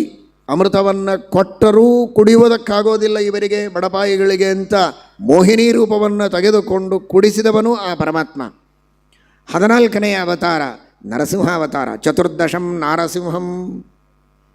ಈ ಅವತಾರಗಳ ಸಾಲಿನಲ್ಲಿ ಪ್ರಥಮ ಸ್ಕಂಧದೊಳಗೆ ತೃತೀಯಾಧ್ಯಾಯದೊಳಗೆ ಹೇಳಿದ ಅವತಾರದ ಸಾಲಿನಲ್ಲಿ ನರಸಿಂಹದೇವರನ್ನು 14ನೆಯದವನನ್ನಾಗಿ ಎಣಿಸ್ತಾರೆ. ಚತುರ್ದಶಂ ನಾರಸಿಂಹಂ ಬಿಭ್ರದ್ ದೈತ್ಯೇಂದ್ರ ಮೂರ್ಜಿತಂ, ನರಸಿಂಹನಾಗಿ ಅವತಾರ ಮಾಡಿದ್ದಾನೆ ಅಂತ. ಈ 14 ಅನ್ನುವ ಸಂಖ್ಯೆ ನರಸಿಂಹದೇವರಿಗೆ ಬಹಳ ವಿಶೇಷವಾಗಿ ಸಂಬಂಧಪಟ್ಟಂತಹ ಸಂಖ್ಯೆ. ನರಸಿಂಹದೇವರ ಅವತಾರ ಆದದ್ದು ಚತುರ್ದಶಿ. ವೈಶಾಖ ಶುಕ್ಲ ಭೂತೋತ್ಥಾಯ ನಮಃ ಅಂತ ನರಸಿಂಹ ನಾಮಾವಳಿಯಲ್ಲಿ ಅಷ್ಟೋತ್ತರ ಶತನಾಮಗಳಲ್ಲಿ ಬರ್ತದೆ. ಇದೇನಿದು ವೈಶಾಖ ಮಾಸದ ಶುಕ್ಲ ಪಕ್ಷದಲ್ಲಿ ಭೂತದಂತೆ ಭಾರೀ ಭೂತಾಕಾರ ನರಸಿಂಹ ಭಯಂಕರನಾಗಿ ಅವತಾರ ಮಾಡಿದ ಅಂತ ಅರ್ಥ ಹೇಳಲಿಕ್ಕೆ ಹೋಗಬೇಡಿ. ಭೂತ ಅನ್ನುವ ಶಬ್ದಕ್ಕೆ ಚತುರ್ದಶಿ ಅಂತ ಅರ್ಥ. ವೈಶಾಖ ಶುಕ್ಲ ಭೂತೋತ್ಥಾಯ ನಮಃ ಅಂದರೆ ವೈಶಾಖ ಶುಕ್ಲ ಚತುರ್ದಶಿಯ ದಿನ ಅವತಾರ ಮಾಡಿದವನು. ಭೂತ ಶಬ್ದಕ್ಕೆ ಚತುರ್ದಶಿ ಅಂತ ಸಂಸ್ಕೃತದಲ್ಲಿ ಅರ್ಥ ಇದೆ. ಭೂತದಂತೆ ಇದ್ದ ನರಸಿಂಹ ಅಂತ ವ್ಯಾಖ್ಯಾನ ಮಾಡುವುದು ಬೇಡ. ಹಾಗಾಗಿ ಚತುರ್ದಶಿ ಅವತಾರ ಮಾಡಿದ್ದಾರೆ. ಭಾಗವತ 14ನೆಯ ಅವತಾರವನ್ನಾಗಿ ಪರಿಗಣಿಸ್ತಾ ಇದೆ ನರಸಿಂಹ ಅವತಾರವನ್ನು. ನರಸಿಂಹದೇವರನ್ನು ವರ್ಣನೆ ಮಾಡುವಂತಹ ಸೂಕ್ತ ಮನ್ಯ ಸೂಕ್ತ 14 ರುಕ್ಕುಗಳ ಸೂಕ್ತ ಅದು. 14ನ್ನು 2ರಿಂದ ವಿಭಾಗ ಮಾಡಿದರೆ 7 7 2 14. ಆ ನರಸಿಂಹದೇವರ ವರ್ಣನೆ ಬರುವುದು ಸಪ್ತಮ ಸ್ಕಂದದಲ್ಲಿ ಬರ್ತದೆ. ನರಸಿಂಹದೇವರ ಅವತಾರವನ್ನು ಹಿಂದಿನಿಂದ ಎಳೆಸಿದರೆ 7ನೇ ಅವತಾರ ಆಗ್ತದೆ. ದಶಾವತಾರಗಳಲ್ಲಿ 7ನೇ ಅವತಾರ. ಇಲ್ಲಿ ನೋಡಿದರೆ 14ನೇ ಅವತಾರ. ಸಪ್ತಮ ಸ್ಕಂಧದಲ್ಲಿ ಅವರ ವರ್ಣನೆ 14 ರುಕ್ಕಗಳಿಂದ ಅವರ ವರ್ಣನೆಯನ್ನು ಋಗ್ವೇದದಲ್ಲಿ ಮಾಡಿದ್ದುಂಟು. ಹೀಗೆ 14ರ ನಂಟು ಬಹಳಷ್ಟಿದೆ ನರಸಿಂಹದೇವರಿಗೆ. ಅಂತೂ 14 ಲೋಕಗಳಿಗೆ ನಿಯಾಮಕನಾದಂತಹ ಆ ನರಸಿಂಹದೇವರು 15ನೇದು ವಾಮನಾವತಾರ, 16 ಪರಶುರಾಮ, 17 ಶ್ರೀರಾಮಚಂದ್ರ. ಅದಕ್ಕೂ ಮೊದಲು ತತಸಪ್ತದಶೇ ಜಾತ 17 ವೇದವ್ಯಾಸದೇವರು. ಆಮೇಲೆ ರಾಮದೇವರ ವರ್ಣನೆಯನ್ನು ಮಾಡ್ತಾರೆ. ಅಲ್ಲಿ ಶ್ರೀಮದಾಚಾರ್ಯರು ತಾತ್ಪರ್ಯವನ್ನು ಬರೀತಾರೆ. ತ್ರೇತಾಯುಗದಲ್ಲಿ ಅವತಾರ ಮಾಡಿದವನು ರಾಮ. ಅವನ ಕಥೆಯನ್ನು ಮೊದಲು ಹೇಳಬೇಕು. ಮೊದಲು ರಾಮಾವತಾರ, ಆಮೇಲೆ ವ್ಯಾಸಾವತಾರವನ್ನು ಹೇಳಬೇಕಾಗಿತ್ತು. ಆದರೆ 17 ವ್ಯಾಸಾವತಾರ, 18ನೇದು ರಾಮಾವತಾರ ಅಂತ ವರ್ಣನೆ ಮಾಡ್ತಾ ಇದ್ದಾರೆ. ಯಾಕೆ ಅಂತ ಅದಕ್ಕೆ ಶ್ರೀಮದಾಚಾರ್ಯರು ಹೇಳ್ತಾರೆ, ತೃತೀಯಂ ಯುಗಮಾರಭ್ಯ ವ್ಯಾಸೋ ಬಹುಷು ಜಜ್ಞಿವಾನ್. ವೇದವ್ಯಾಸದೇವರ ಅವತಾರ ಅನೇಕ ಬಾರಿಯಾಗಿದೆ. ಅದನ್ನು ತಿಳಿಸುವುದಕ್ಕೋಸ್ಕರನೇ ಬೇಕು ಅಂತ ಭಾಗವತದಲ್ಲಿ ಸೂತಾಚಾರ್ಯರು ರಾಮಾವತಾರಕ್ಕೂ ಮೊದಲು ವ್ಯಾಸಾವತಾರದ ವರ್ಣನೆ ಮಾಡಿದ್ದಾರೆ. ಯಾಕೆಂದರೆ ವೇದವ್ಯಾಸದೇವರು ಮೊದಲು ಅವತಾರ ಮಾಡಿದ್ದಾರೆ, ನಂತರವೂ ಮಾಡಿದ್ದಾರೆ. ಒಂದು ಮನ್ವಂತರದಲ್ಲಿ 71 ಮಹಾಯುಗಗಳಿರ್ತದೆ. ಒಂದು ಮಹಾಯುಗ ಅಂದರೆ 4 ಯುಗಗಳು. 71 ಮಹಾಯುಗಗಳಿರ್ತವೆ. ಇದು ವೈವಸ್ವತ ಮನ್ವಂತರ. 71 ಮಹಾಯುಗಗಳು ಅಂತ ತೆಗೆದುಕೊಂಡ್ರೆ ಆ 71 ಮಹಾಯುಗಗಳಲ್ಲಿ ತೃತೀಯೇ ಸಪ್ತಮೇ ಚೈವ ಷೋಡಶೇ ಪಂಚವಿಂಶಕೆ ಅಷ್ಟಾವಿಂಶತಿಕೆ ಕೃಷ್ಣ ಅಂತ 3ನೆಯ ಮಹಾಯುಗದೊಳಗೂ ಅವತಾರ ಮಾಡಿದ್ದಾರೆ ವೇದವ್ಯಾಸದೇವರು.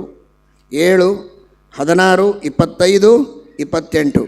28ನೆಯ ಮಹಾಯುಗದಲ್ಲಿ ದ್ವಾಪರ ಯುಗದಲ್ಲಿ ವೇದವ್ಯಾಸದೇವರ ಅವತಾರ ಮಾಡಿದ್ದಾರೆ ಅಂತ ತೆಗೆದುಕೊಂಡ್ರೆ ಅದರ ಹಿಂದೆ ರಾಮಾವತಾರ ಇದೆ. ಆದರೆ 28ನೆಯ ತ್ರೇತಾಯುಗದಲ್ಲಿ ಮಾಡಿದ ರಾಮಾವತಾರಕ್ಕೂ ಹಿಂದೆ 25ರಲ್ಲಿ ವೇದವ್ಯಾಸದೇವರ ಅವತಾರ ಇದೆ, 16ರಲ್ಲಿದೆ, 7ರಲ್ಲಿದೆ. 3ನೇ ಮಹಾಯುಗದಲ್ಲಿಯೂ ವೇದವ್ಯಾಸದೇವರ ಅವತಾರ ಇದೆ. ಅದೆಲ್ಲ ಅವತಾರಗಳನ್ನು ಗಮನಿಸಿದರೆ ಹಿಂದೂ ವೇದವ್ಯಾಸದೇವರ ಅವತಾರ ಇತ್ತು ಅಂತ ಸೂಚನೆ ಮಾಡುವುದಕ್ಕೆ ಇಷ್ಟು ಗಂಭೀರವಾಗಿ ಮೊದಲು ವೇದವ್ಯಾಸದೇವರ ಬಗ್ಗೆ ಹೇಳಿ ಆ ನಂತರ ರಾಮದೇವರ ಬಗ್ಗೆ ಹೇಳಿದ್ದಾರೆ ಅಂತ ಇದನ್ನು ಸೂಚನೆ ಮಾಡೋದಕ್ಕೋ ಏನೋ ಶ್ರೀಮದಾಚಾರ್ಯರು ತೃತೀಯ ಅಧ್ಯಾಯದಲ್ಲಿ ಮಹಾಭಾರತ ತಾತ್ಪರ್ಯ ನಿರ್ಣಯದಲ್ಲಿ ಜಯತ್ಯಜೋ ಖಂಡ ಗುಣೋರು ಮಂಡಲ ಸದೋದಿತೋ ಜ್ಞಾನ ಮರೀಚಿಮಾಲಿ ಸ್ವಭಕ್ತ ಹಾರ್ದೋಚ್ಚ ತಮೋ ನಿಹಂತ ವ್ಯಾಸಾವತಾರೋ ಹರಿರಾತ್ಮ ಭಾಸ್ಕರ ಅಂತ ವೇದವ್ಯಾಸದೇವರಿಗೆ ಮೊದಲು ನಮಸ್ಕಾರ ಮಾಡಿ, ಜಯತ್ಯಜೋ ಕ್ಷೀಣ ಸುಖಾತ್ಮ ಬಿಂಬ ಸ್ವೈಶ್ವರ್ಯ ಕಾಂತಿ ಪ್ರತತ ಸದೋದಿತ ಸ್ವಭಕ್ತ ಸಂತಾಪ ದುರಿಷ್ಟ ಹಂತ ರಾಮಾವತಾರೋ ಹರಿರೀಶ ಚಂದ್ರಮ ಅಂತ ವೇದವ್ಯಾಸದೇವರಿಗೆ ಮೊದಲು ನಮಸ್ಕಾರ, ಆನಂತರ ರಾಮದೇವರಿಗೆ ನಮಸ್ಕಾರ ಮಾಡ್ತಾರೆ. ಯಾಕೆಂದರೆ ಭಾಗವತದಲ್ಲಿ ಮೊದಲು ವ್ಯಾಸರ ಉಲ್ಲೇಖ, ಆಮೇಲೆ ರಾಮಾವತಾರದ ಉಲ್ಲೇಖ ಇರೋದರಿಂದ ತಾವು ಅದೇ ಕ್ರಮದಲ್ಲಿ ಶ್ರೀಮದಾಚಾರ್ಯರು ನಮಸ್ಕಾರ ಮಾಡಿದ್ದನ್ನು ನಾವು ಕಾಣುತ್ತೇವೆ ಮಹಾಭಾರತ ತಾತ್ಪರ್ಯ ನಿರ್ಣಯದಲ್ಲಿ. ಇಷ್ಟು ಇಲ್ಲದೇ ಇದ್ದರೆ ಒಟ್ಟು ಅವತಾರಗಳ ಬಗ್ಗೆ ಪರಿಚಯ ಮಾಡಿಸ್ತಾರೆ. ಸ್ವಲ್ಪ ಹಿಂದೆ ಮುಂದೆ ಆಗತ್ತೆ ಪರವಾಗಿಲ್ಲ ಅಂತ ಬೇರೆಯವರಾದರೆ ಹಾಗೆ ಹೇಳಿ ದಾಟಿಸಬಹುದು.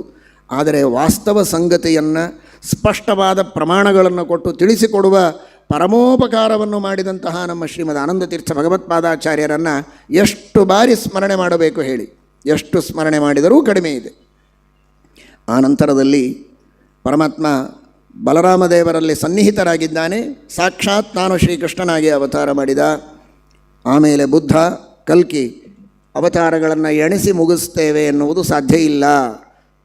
ಅವತಾರಾ ಹ್ಯಸಂಖ್ಯೇಯ ಹರೇ ಸತ್ವನಿಧಿರ್ದ್ವಿಜಾ. ಪರಮಾತ್ಮನ ಅವತಾರಗಳನ್ನು ಎಣಿಸಲಿಕ್ಕೆ ಆಗೋದಿಲ್ಲ ಅಂತಾರೆ ಸೂತಾಚಾರ್ಯರು. ಅನಂತ ಅವತಾರಗಳನ್ನು ಮಾಡಿ ಪರಮಾತ್ಮ ರಕ್ಷಣೆಯನ್ನು ಮಾಡ್ತಾನೆ. ಒಂದೇ ಒಂದು ಮಾತಿನಲ್ಲಿ ತಿಳಿಯೋದಾದರೆ, ನಮ್ಮ ಮೇಲೆ ದೇವರು ಅನುಗ್ರಹವನ್ನು ಎಷ್ಟು ಮಾಡಿದ್ದಾನೆ ಅಂತ. ಒಬ್ಬರ ಮನೆಯಲ್ಲಿ ಏನಾದರೂ ತೊಂದರೆಯಾಗಿದೆ ಅಂದರೆ, ಏನೋ ಬಹಳ ಕಷ್ಟದಲ್ಲಿದ್ದೀರಾ, ನಿಮಗೇನು ಬೇಕು ಹೇಳಿ ಅಂತ ಚೆಕ್ ಬರೆದು ಕೊಡೋದಕ್ಕೆ ರೆಡಿಯಾಗಬಹುದು ಮನುಷ್ಯ, ಹಣ ಇದ್ದ ವ್ಯಕ್ತಿ. ಇನ್ನೇನೋ ಬೇಕು ಅಂದರೆ ಕುಳಿತಲ್ಲೇ ಯಾರಿಗೋ ಫೋನ್ ಮಾಡಿ ಬೇಕಾದರೆ ಹೇಳ್ತೇನೆ ಅಂತಾನೆ. ಆದರೆ ತಾನೇ ಎದ್ದು ಮನೆಯವರೆಗೆ ಹೋಗೋದು ಅಂದರೆ ಬಹಳ ಕಷ್ಟ.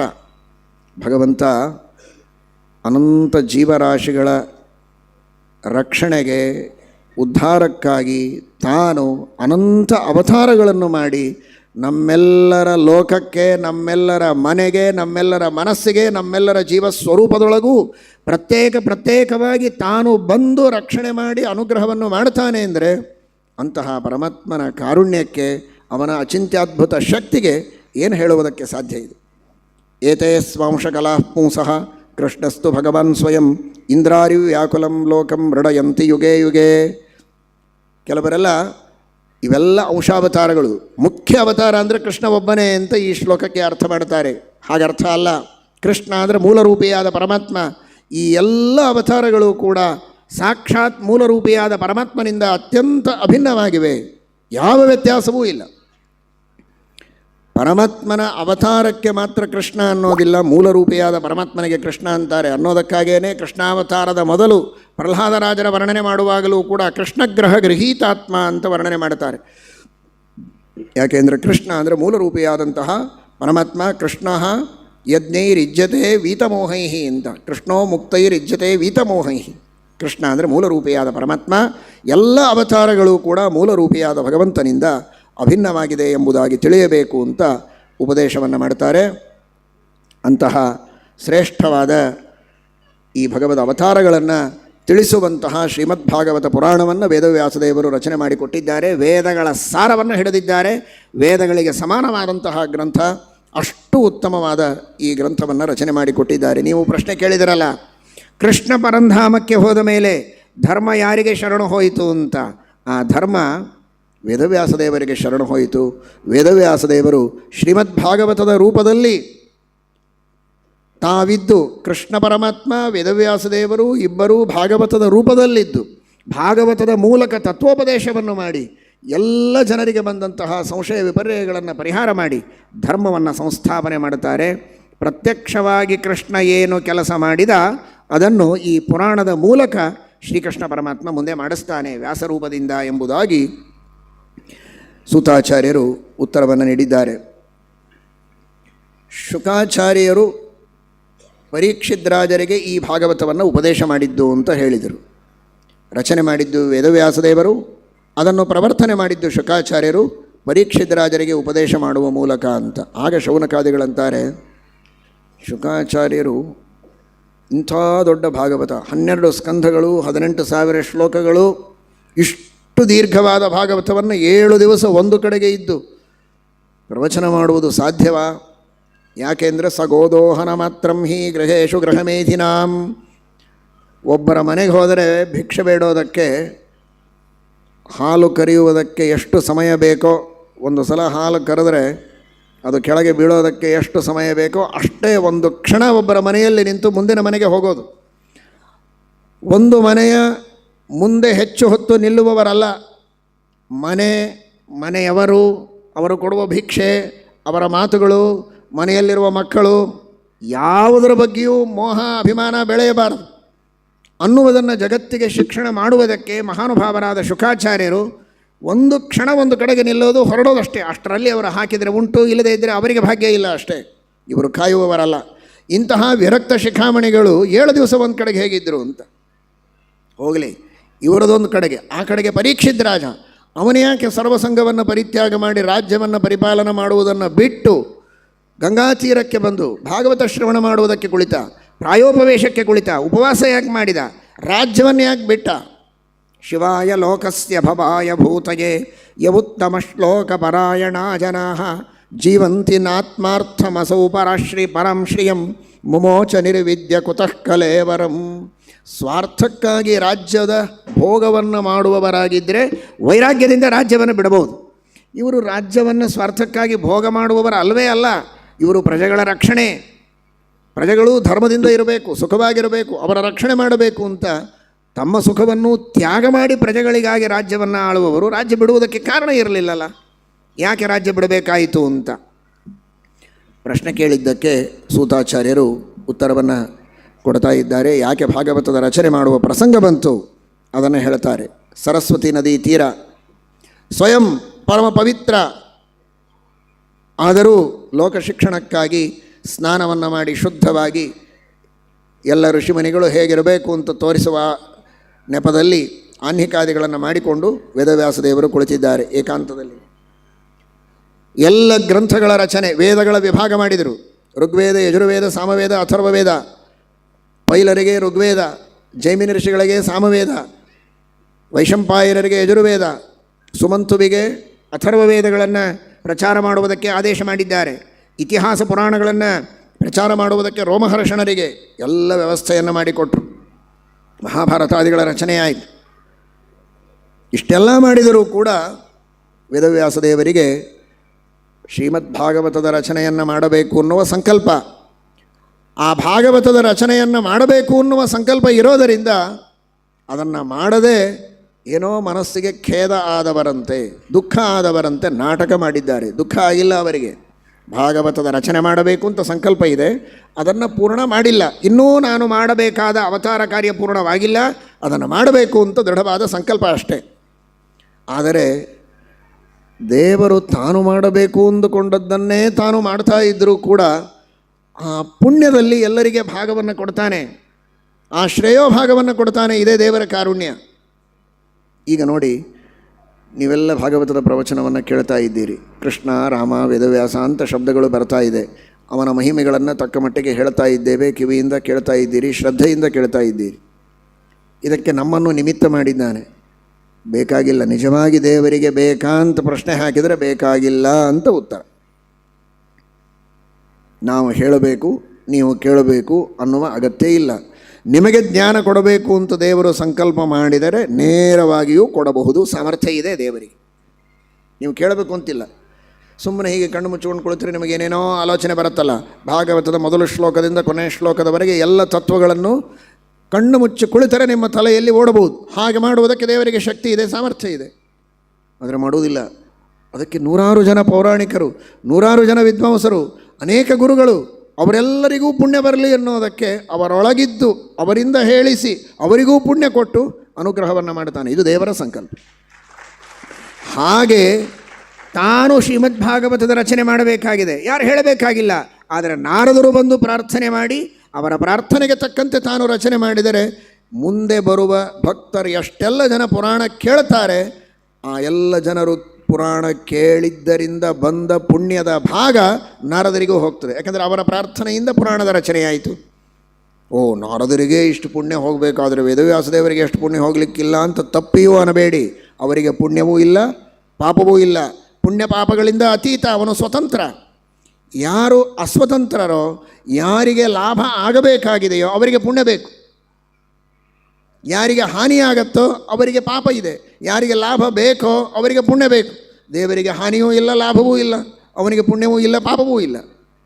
ಹಾಗಾಗಿ ಇನ್ನೊಬ್ಬರ ಉದ್ಧಾರಕ್ಕಾಗಿ ಪರಮಾತ್ಮ ನಾಟಕ ಮಾಡಿದ್ದಾನೆ. ಆ ಸಂದರ್ಭದಲ್ಲಿ ನಾರದರಲ್ಲಿ ಬಂದಿದ್ದಾರೆ. ನಾರದರಿಗೆ ಪರಮಾತ್ಮ ಕೇಳ್ತಾನೆ, ಏನು ಮಾಡಬೇಕು? ಎಲ್ಲ ಮಾಡಿ ಆಗಿದೆ. ವೇದಗಳ ವಿಭಾಗ ಆಯಿತು, ಮಹಾಭಾರತದ ರಚನೆ ಆಯಿತು, ಇನ್ನೇನು ಮಾಡಬೇಕು ಅಂತ. ಆಗ ನಾರದರು ಪ್ರಾರ್ಥನೆ ಮಾಡಿಕೊಂಡರು, ಸರ್ವಜ್ಞ ಶಿಖಾಮಣಿ, ಎಲ್ಲವೂ ನಿನಗೆ ಗೊತ್ತು. ಆದರೂ ಮಹಾಭಾರತ ಬಹಳ ದೊಡ್ಡದು.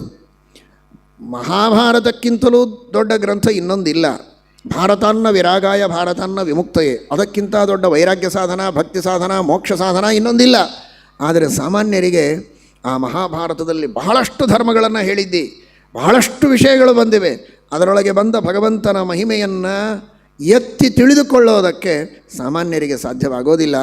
ಅವರೆಲ್ಲರಿಗೆ ತಿಳಿಯುವಂತೆ ಸಮಾಧಿ ಭಾಷೆಯಲ್ಲಿ ಸ್ಪಷ್ಟವಾಗಿ ಭಗವಂತನ ಮಹಿಮೆ ತಿಳಿಯುವ ಭಾಷೆಯಲ್ಲಿ ನೀನು ಭಾಗವತದ ರಚನೆಯನ್ನು ಮಾಡಿ ಅನುಗ್ರಹವನ್ನು ಮಾಡಬೇಕು. ಅದೇ ದೊಡ್ಡ ಉಪಕಾರ. ಅದನ್ನು ಮಾಡುವವರೆಗೆ ನಿಮ್ಮ ಅವತಾರ ಕಾರ್ಯ ಪೂರ್ಣವಾಗೋದಿಲ್ಲ. ಆ ಅವತಾರ ಕಾರ್ಯವನ್ನು ನೀವು ಪೂರ್ಣ ಮಾಡಿಕೊಡಬೇಕು ಅಂತ ಹೇಳ್ತಾರೆ. ಬೇರೆ ಎಲ್ಲ ಸಾಹಿತ್ಯಗಳು ಬೇಕಾದಷ್ಟು ಅಲಂಕಾರಗಳು ಇರಬಹುದು, ಬೇಕಾದಷ್ಟು ಸಂಸ್ಕೃತ ಸಾಹಿತ್ಯ ಇರಬಹುದು, ಅದೆಲ್ಲ ವ್ಯರ್ಥ.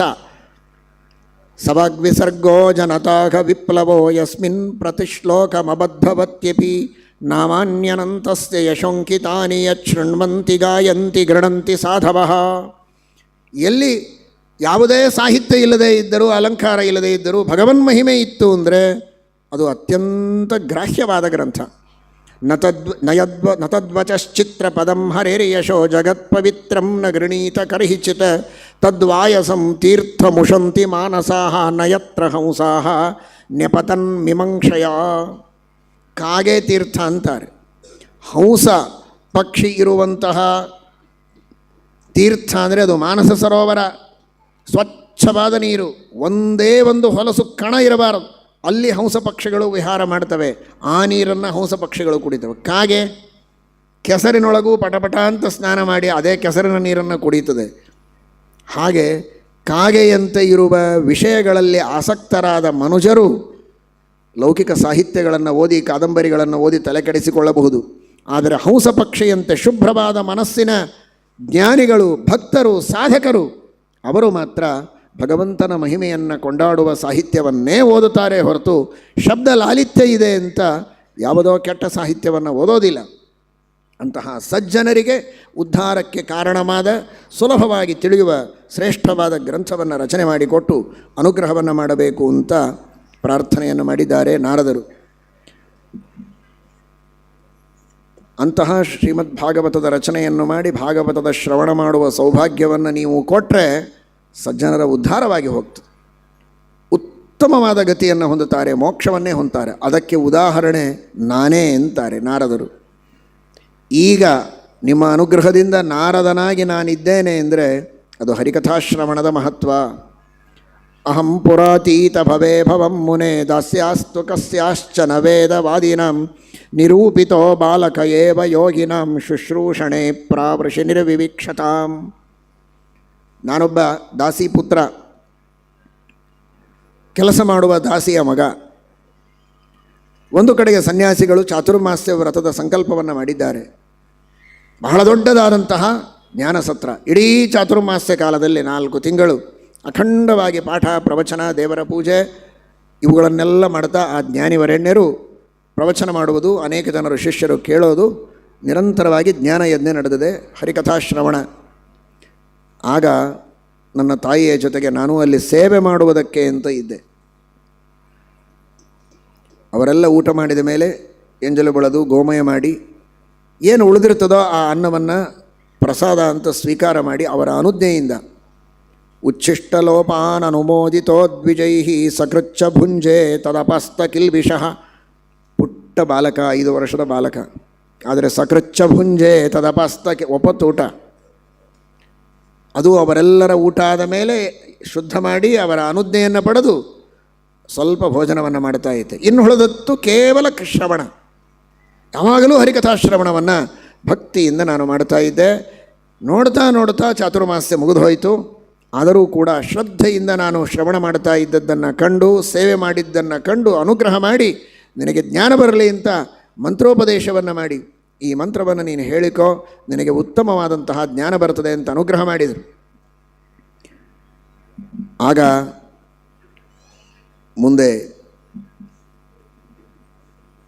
ತಾಯಿ ನಾನು ಹೆಚ್ಚು ಜಪ ಮಾಡುವುದಕ್ಕೆ, ಸಾಧನೆ ಮಾಡುವುದಕ್ಕೆ ಬೇಡ ಅಂತಿದ್ಲು. ಇನ್ನೂ ಚಿಕ್ಕ ವಯಸ್ಸು, ಆಟ ಆಡುವ ವಯಸ್ಸು, ಇದನ್ನೆಲ್ಲ ಯಾಕೆ ಮಾಡ್ತೀಯಾ ಅಂತ. ಏಕಾಂತದಲ್ಲಿ ಹೋಗಿ ಅರಣ್ಯದಲ್ಲಿ ಸಾಧನೆ ಮಾಡಬೇಕು ಅಂತ ನನ್ನ ಅಪೇಕ್ಷೆ. ಅದಕ್ಕೆ ಬಿಡ್ತಾ ಇರಲಿಲ್ಲ. ಇವರು ಪೂರ್ವಜನ್ಮದಲ್ಲಿ ಗಂಧರ್ವರು, ಉಪಬರಹಣ ಎಂಬ ಗಂಧರ್ವರು. ಆ ಗಂಧರ್ವ ಜನ್ಮದಲ್ಲಿ ಬೇಕಾದಷ್ಟು ಸ್ತ್ರೀಯರ ಜೊತೆಗೆ ವಿಹಾರವನ್ನು ಮಾಡಿ ಬೇಕಾದಷ್ಟು ವೈಭವದಿಂದ ಜೀವನವನ್ನು ನಡೆಸಿದವರು ಹರಿಭಕ್ತರು. ಆದರೆ ಈ ಜನ್ಮದಲ್ಲಿ ಅತ್ಯಂತ ವಿರಕ್ತರಾಗಿ, ಯಾವ ಅಪೇಕ್ಷೆ ಇಲ್ಲದೆ ಏಕಾಂತದಲ್ಲಿ ಸಾಧನೆ ಮಾಡಬೇಕು ಅನ್ನುವ ಅಪೇಕ್ಷೆಯನ್ನು ಪಟ್ಟರೂ ಅಂತಃಕರಣ ಇರೋದರಿಂದ ತಾಯಿ ಬಿಡ್ತಾ ಇರಲಿಲ್ಲ. ಆದರೆ ದೈವವಶಾತ್ ಗೋಸೇವೆಯನ್ನು ರಾತ್ರಿ ಕಾಲದಲ್ಲಿ ಮಾಡುವಾಗ ಕಾಲಿನಿಂದ ಒಂದು ಹಾವನ್ನು ತುಳಿದಿದ್ದಾಳೆ, ಕಾಣಿಸದೆ ಆ ಹಾವು ಕಚ್ಚಿ ಪ್ರಾಣವನ್ನು ಬಿಟ್ಟಿದ್ದಾಳೆ. ಆ ಸಣ್ಣ ವಯಸ್ಸಿನಲ್ಲಿ ಸಾಮಾನ್ಯವಾಗಿ ತಾಯಿಯನ್ನು ಕಳೆದುಕೊಂಡದ್ದಕ್ಕೆ ದುಃಖ ಆಗಬೇಕು, ಆದರೆ ನಾರದರಿಗೆ ದುಃಖವಾಗಲಿಲ್ಲ. ವಿರಕ್ತ ಶಿಖಾಮಣಿಗಳು ಏನು ಮಾಡಬೇಕೋ ಕರ್ತವ್ಯ ಕರ್ಮಗಳನ್ನು ಮಾಡಿದರು ಶ್ರದ್ಧೆಯಿಂದ. ಆದರೆ ದೇವರು ನನಗೆ ಸಾಧನೆಯನ್ನು ಮಾಡುವುದಕ್ಕೆ ಅನುಕೂಲ ಮಾಡಿಕೊಟ್ಟಿದ್ದಾನೆ ಅಂತ ತಿಳಿದು ಅಲ್ಲಿಂದ ಹೊರಟೇ ಬಿಟ್ಟಿದ್ದಾರೆ. ಬೇಕಾದಷ್ಟು ಪಟ್ಟಣಗಳು, ಸ್ಫೀತಾನ್ ಜನಪದಾಂಸ್ತತ್ರ, ಭಾರಿ ಭಾರಿ ವೈಭವದ ಭೋಗಗಳನ್ನು ಅನುಭವಿಸುವಂತಹ ಭಾರಿ ಭಾರಿ ನಗರದ ಜನರು, ಪಟ್ಟಣದ ಜನರು, ಹಳ್ಳಿ ಅಲ್ಲಲ್ಲಿರುವಂತಹ ನಾನಾ ವಿಧವಾದ ವೈಭವಗಳು, ಐಶ್ವರ್ಯಗಳು ಎಲ್ಲ ನೋಡ್ತಾ ಇದ್ದಾರೆ. ಎಲ್ಲಿಯೂ ಆಸಕ್ತಿ ಇಲ್ಲ. ಯಾರೂ ಇಲ್ಲದೇ ಇರುವ ನಿರ್ಮನುಜ ಅರಣ್ಯಕ್ಕೆ ಬಂದಿದ್ದಾರೆ. ಅಲ್ಲಿ ಅಶ್ವತ್ಥ ವೃಕ್ಷದ ಕೆಳಗೆ ಕುಳಿತು ಏನು ಸನ್ಯಾಸಿಗಳು ತಮಗೆ ಉಪದೇಶ ಮಾಡಿದ್ದರೋ ಆ ಧ್ಯಾನವನ್ನು ಮಾಡುವುದಕ್ಕೆ ಪ್ರಾರಂಭ ಮಾಡಿದ್ದಾರೆ. ಏಕಾಗ್ರ ಮನಸ್ಸಿನಿಂದ ಆ ಸರ್ವಾಂತರ್ಯಾಮಿಯಾದ ಪರಮಾತ್ಮ, ಸಂವಿಚ್ಛಾಸ್ತ್ರಂ ಪರಂಪದಂ, ಜ್ಞಾನಸ್ವರೂಪಿಯಾದ ಸರ್ವಾಂತರ್ಯಾಮಿಯಾದ ಆ ಪರಮಾತ್ಮನ ಧ್ಯಾನವನ್ನು ಮಾಡ್ತಾ ಇದ್ದಾರೆ. ಆ ಏಕಾಗ್ರ ಮನಸ್ಸಿನಿಂದ ಆ ಸರ್ವಾಂತರ್ಯಾಮಿಯಾದ ಪರಮಾತ್ಮ, ಸಂವಿಚ್ಛಾಸ್ತ್ರಂ ಪರಂಪದಂ, ಜ್ಞಾನಸ್ವರೂಪಿಯಾದ ಸರ್ವಾಂತರ್ಯಾಮಿಯಾದ ಆ ಪರಮಾತ್ಮನ ಧ್ಯಾನವನ್ನು ಮಾಡ್ತಾ ಇದ್ದಾರೆ. ಆ ಭಗವಂತನ ಧ್ಯಾನ ಮಾಡ್ತಾ ಮಾಡ್ತಾ ಕಣ್ಣೀರು ಸುರಿಸ್ತಾ ಇದ್ದಾರೆ. ಉತ್ಕಂಠ ಅಶ್ರುಕಲಾಕ್ಷಸ್ಯ ಹೃದ್ಯಾಸೀನ್ಮೇಷನೈರ್ಹರಿಹಿ. ಪರಮಾತ್ಮನ ಸಾಕ್ಷಾತ್ಕಾರವಾಗಿದೆ, ಅಪರೋಕ್ಷ ದರ್ಶನವಾಗಿದೆ. ಹೃದಯದಲ್ಲಿ ಪ್ರತ್ಯಕ್ಷವಾಗಿ ಮನಸ್ಸಿನಿಂದ ಪರಮಾತ್ಮನನ್ನು ಕಂಡಿದ್ದಾರೆ, ಆನಂದಭರಿತರಾಗಿದ್ದಾರೆ. ಆದರೆ ಮತ್ತೆ ಪರಮಾತ್ಮ ಮಾಯವಾಗಿದ್ದಾನೆ. ಅಷ್ಟೇ ದುಃಖವಾಗಿದೆ. ಇದೆ ನಗುವರೋ ರೋಧಿಸುವರು. ದೇವರು ಕಂಡ್ರೆ ಆನಂದ ಪಡ್ತಾರೆ, ಇದ್ದಕ್ಕಿದ್ದ ಹಾಗೆ ದೇವರು ಕಾಣಲಿಲ್ಲ ಅಂದರೆ ದುಃಖ ಪಡ್ತಾರೆ. ಇದೇ ಜ್ಞಾನಿಗಳ ಲಕ್ಷಣ. ಕಂಡ್ರೂ ಆನಂದ ಇಲ್ಲ, ಹೋದರೂ ದುಃಖ ಇಲ್ಲ, ಬಂದರೆ ಬರಲಿ, ಬಿಟ್ಟರೆ ಬಿಡಲಿ, ಇದು ಕೋತಿಗಳ ಲಕ್ಷಣ. ಹಾಗಾದರೆ ರೂಪಂ ಭಗವತೋ ಯತ್ತನ್ಮನಃಕಾಂತಂ ಸುಖಾವಹಂ ಅಪಶ್ಯನ್ ಸಹಸೋತ್ತಸ್ಥೌ ಕೈವಲ್ಯಾಧುರ್ಮನ ಇವ. ಒಂದೇ ಕ್ಷಣದಲ್ಲಿ ದೇವರು ಅದೃಶ್ಯನಾದಾಗ ದುಃಖವಾಗಿದೆ. ಬಹಳ ದುಃಖ ಪಡ್ತಾ ಇರುವಾಗ ಪರಮಾತ್ಮ ಮತ್ತೆ ಆಕಾಶವಾಣಿಯಲ್ಲಿ ಹೇಳ್ತಾನೆ, ನೋಡಪ್ಪ, ಅವಿಪಕ್ವ ಕಷಾಯಾಣಂ ದುರ್ದರ್ಶೋಹಂ ಕುಯೋಗಿನಾಂ.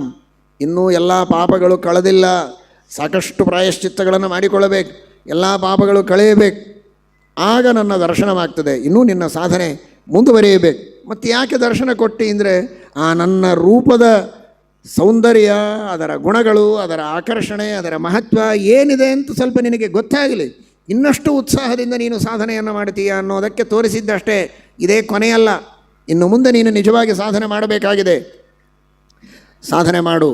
ಸತ್ಸೇವಯ ದೀರ್ಘಯಾವೈ ಜಾತಾಮಯಿ ದೃಢಾಮತಿ. ಈ ಮಾತನ್ನು ಎಲ್ಲರೂ ಗಮನದಲ್ಲಿಟ್ಟುಕೊಳ್ಳಿ. ನಿನಗೆ ಧ್ಯಾನ ಮಾಡುವ ಆಸಕ್ತಿ, ಇಂತಹ ಪುಟ್ಟ ವಯಸ್ಸಿನಲ್ಲಿ ದಿಟ್ಟ ವೈರಾಗ್ಯ, ಎಲ್ಲ ಕೆಟ್ಟ ವಿಷಯಗಳನ್ನು ಬದಿಗೊತ್ತುವಂತಹ ಒಂದು ದೃಢವಾದ ಸಂಕಲ್ಪ, ಇದೆಲ್ಲ ಬರಲಿಕ್ಕೆ ಕಾರಣ ಆ ಯತಿಗಳ ಸೇವೆಯನ್ನು ನೀನು ಮಾಡಿದ್ದು.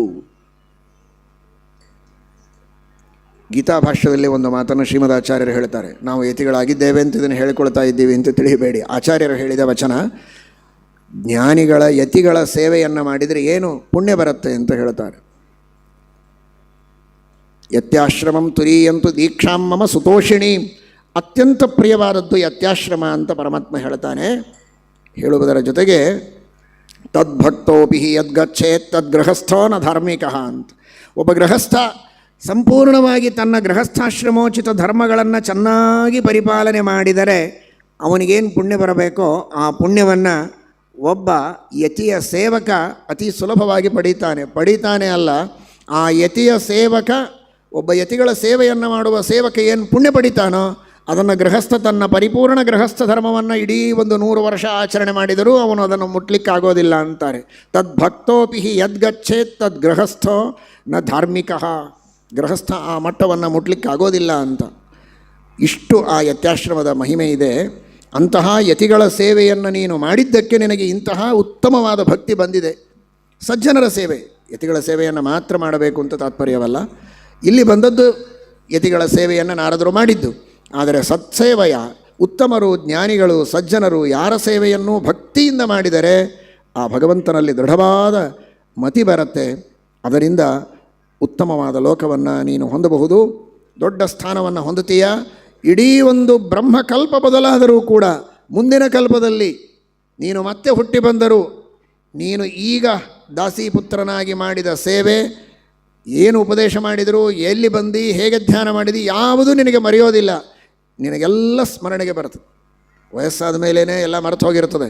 ಅಂಥದ್ದು ಮುಂದಿನ ಜನ್ಮದಲ್ಲಿ ಏನೂ ನೆನಪಿರೋದಿಲ್ಲ. ಇದು ಮುಂದಿನ ಜನ್ಮ ಅಲ್ಲ, ಬರೀ ಮುಂದಿನ ಕಲ್ಪ, ಹೊಸ ಸೃಷ್ಟಿ. ಪ್ರಳಯ ಆದ ಮೇಲೆ ಮತ್ತೆ ಸೃಷ್ಟಿಯಾದರೂ ಆ ಪೂರ್ವಕಲ್ಪದ ಸ್ಮರಣೆ ನಿನಗಿರುತ್ತೆ ನನ್ನ ಅನುಗ್ರಹದಿಂದ, ಆ ಜ್ಞಾನಿಗಳ ಸೇವೆ ಮಾಡಿದ್ದರ ಪ್ರಭಾವದಿಂದ ಅಂತ ಪರಮಾತ್ಮ ಹೇಳ್ತಾನೆ. ಹಾಗಾಗಿ ನನ್ನ ಕಳೆದ ಜನ್ಮದ ಹೋದ ಕಲ್ಪದ ಕಥೆಯನ್ನು ಹೇಳುವುದಕ್ಕೆ ಸಾಧ್ಯವಾಯಿತು ಅಂತಾರೆ ನಾರದರು. ಆ ಅನುಗ್ರಹದಿಂದ ನಾನು ಹಾಗೇ ಭಗವಂತನ ನಾಮ ಸಂಕೀರ್ತನಗಳನ್ನು ಮಾಡ್ತಾ ಆ ಜನ್ಮವನ್ನು ಕಳೆದೆ. ಮುಂದಿನ ಕಲ್ಪದಲ್ಲಿ ಉತ್ಸಂಗಾನ್ ನಾರದೋ ಜಜ್ಞೆ, ಆ ಬ್ರಹ್ಮದೇವರಿಂದ ಅವರ ತೊಡೆಯಿಂದ ಹುಟ್ಟಿ ದೇವರ್ಷಿಯಾಗುವಂತಹ ಭಾಗ್ಯ ಬಂತು. 14ನೆಯ ಕಕ್ಷೆಯ ತಾರತಮ್ಯದಲ್ಲಿ ವರುಣದೇವರ ನಂತರ ಅಗ್ನಿಗಿಂತಲೂ ಮೇಲೆ ನಾರದರ ಸ್ಥಾನ. ವರುಣ ಪೂಜಕರು, ಅಗ್ನಿ ಪೂಜ್ಯರು ನಾರದರು. ಅಷ್ಟು ದೊಡ್ಡ ಸ್ಥಾನದಲ್ಲಿ ನಾರದರು ಬಂದು ಕುಳಿತಿದ್ದಾರೆ.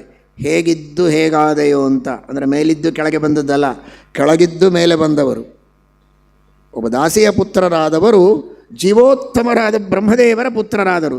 ಉತ್ಸಂಗಾನ್ ನಾರದೋ ಜಜ್ಞೆ, ಎರಡರ್ಥ ಅದಕ್ಕೆ.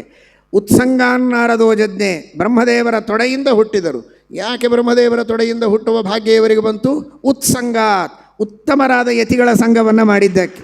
ಉತ್ಸಂಗಾತ್ ಉತ್ಸಂಗಾನ್ ನಾರದೋ ಜಜ್ಞೆ, ಅಂತಹ ಭಾಗ್ಯವನ್ನು ಪಡೆದಿದ್ದಾರೆ.